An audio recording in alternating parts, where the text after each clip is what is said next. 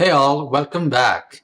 I'm going to talk to you about green goddess dressing or sauce. And whatever you call it, I first ran into it back around 2016 at my first or second restaurant job, I think.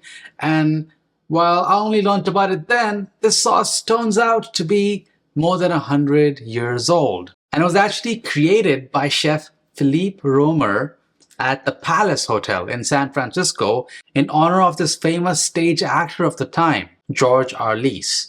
I'm sure you haven't heard about them, but if you have, then let me know down below. That's way before my time. And while you can find a clipping of what the original recipe from the Palace Hotel was from this newspaper back in 1927, I'm not sure if that newspaper still exists, but the clipping does. I'm going to be making my own version based on my own palate, my own likes and dislikes, but some nifty little points here.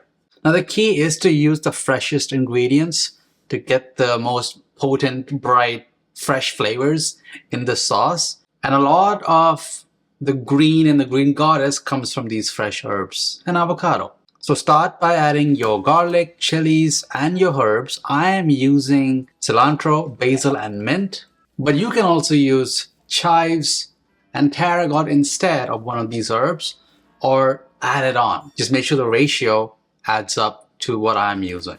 You want to then finely process that until the herbs are really finely chopped. And then it's time for the avocado.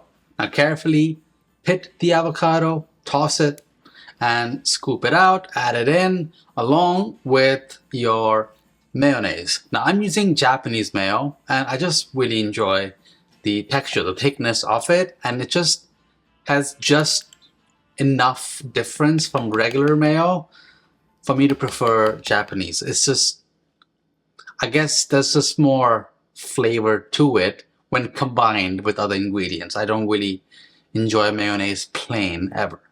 Also add in your Greek yogurt. You can also skip to use mayo altogether and just use Greek yogurt instead.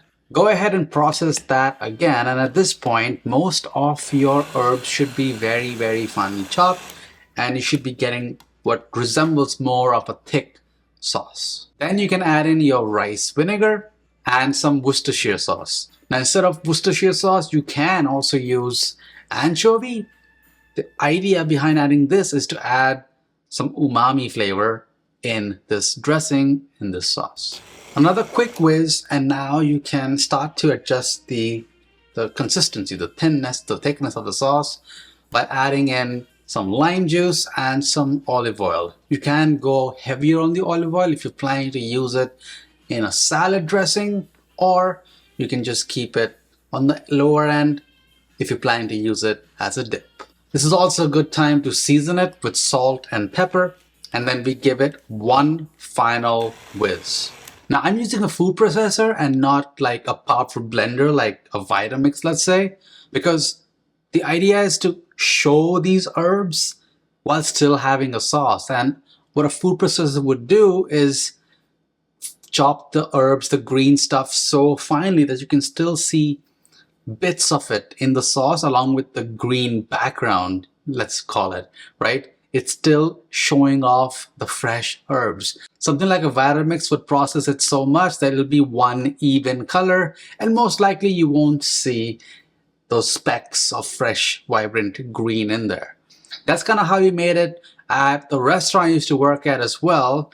And this sauce, before being popularized in restaurants nowadays, was actually a huge thing back in the 70s. That's when like packaged foods really popped off, and this was really famous in the restaurants before the popularity dipped.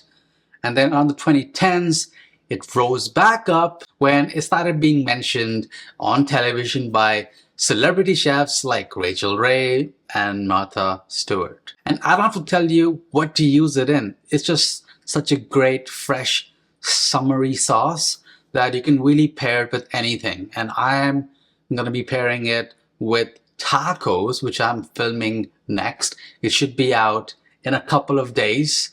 And if you don't want that, check out some of my other recommendations. I have it linked down below. Just look at the page For the sauce, you can pair it with the mushroom puffs that I made the other day. You can pair it with skewers. You can have it in a salad.